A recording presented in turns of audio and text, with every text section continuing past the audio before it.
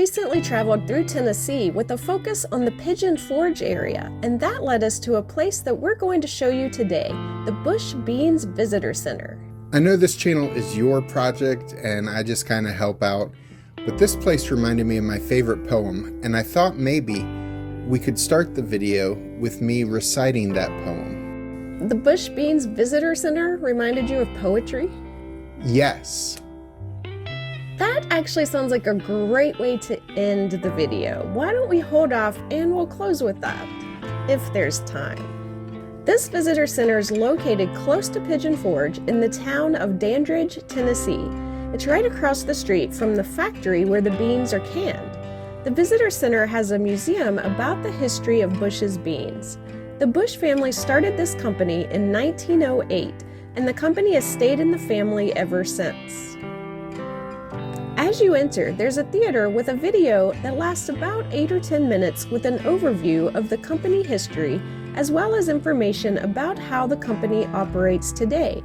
The beans are actually grown in North Dakota and Michigan, but are cooked, seasoned, and packaged here in Tennessee where they got their start, as well as in their second factory in Augusta, Wisconsin. As you tour through the museum, you learn a bit about the Bush family and see family photos.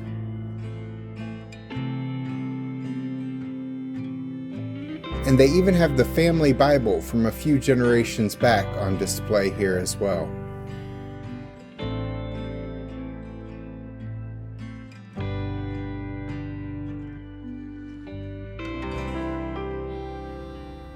We learned a bit about how the canning process has changed through the years.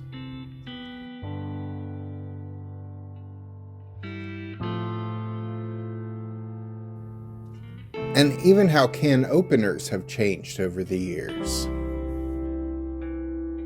We learned about how the company was a major source of jobs here in Dandridge, Tennessee, and how they grew as a company thanks to supplying beans to the military to serve those deployed overseas. They have a replica of what the family kitchen may have looked like at the time the family's secret recipe that we currently know today was developed in 1969. There was discussion of how the company switched from canning a variety of fruits and vegetables to focusing on what became their most successful product, beans.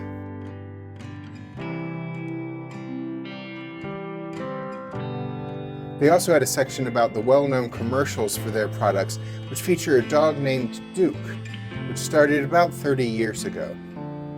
Though, at this point, there have actually been several dogs who have been named Duke.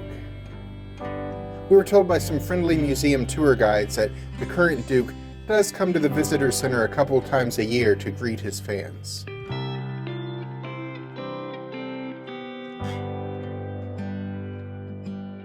There's also a scale where you can tell how many beans you weigh, which was interesting. The museum had a number of interactive displays. We aren't showing you everything that's here, just a bit of an overview so you can see if it's something your family would enjoy. It was interesting to learn more about beans and about the company.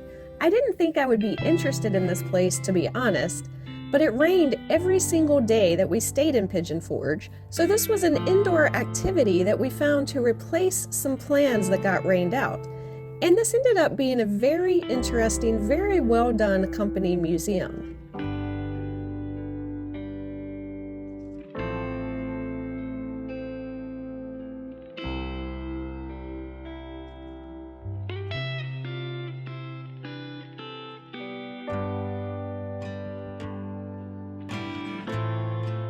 In addition, there are a couple other attractions that you might be interested in. One is the Bush Beans General Store.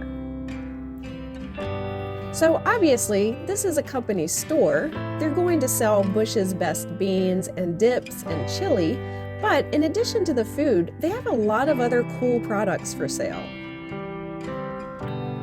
You may notice Christmas trees or poinsettias in the background here. Obviously, this was filmed in December, so there's some Christmas decor spread about.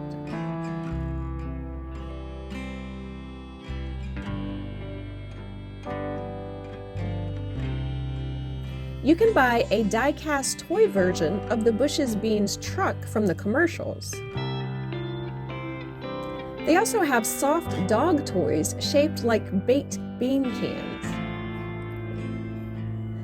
as well as this amazing Bush Beans book bag, which is hilarious, and I kind of want one.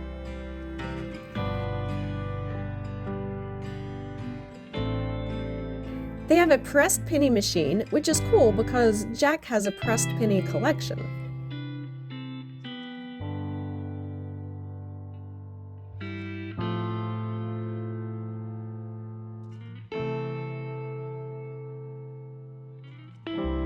They also have gifts for dog and cat owners. There's just a lot of cool finds here.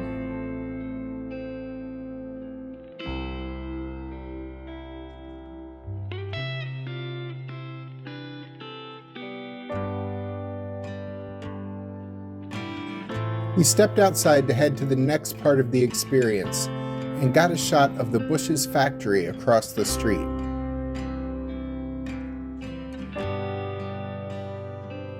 And this house you see here is where some of the family members grew up as well. The final stop of our tour was for lunch at the Bush's Best Family Cafe. Upon ordering, you're brought free samples of the bean of the day. When we visited, the bean of the day was the no sugar added baked beans, which weren't even in stores yet back in December, though they are now available for purchase. The beans were good, and we actually couldn't really tell a difference between these no sugar added beans and their regular baked beans. The cafe's menu offered sandwiches, several entrees to choose from, and of course, a lot of beans. My mom was with us on this trip, and she ordered the pinto beans and cornbread. I ordered a BLT with sweet potato fries. Jack got the barbecue platter with French fries and Bush's baked beans as his sides. Jack noticed his favorite dessert ever was on the menu, peanut butter pie, so he ordered that. I was a bit more risky. I ordered the cafe's signature dessert. This is what the place is known for. It is Bush's pinto bean pecan pie. It tasted like pecan pie for the most part, but you could definitely get the taste of pinto beans in each bite. It was a little bit strange, but I didn't hate it. I would probably stick with regular pecan pie in the future without the beans. But if you visit and you're feeling adventurous, go ahead and give it a try.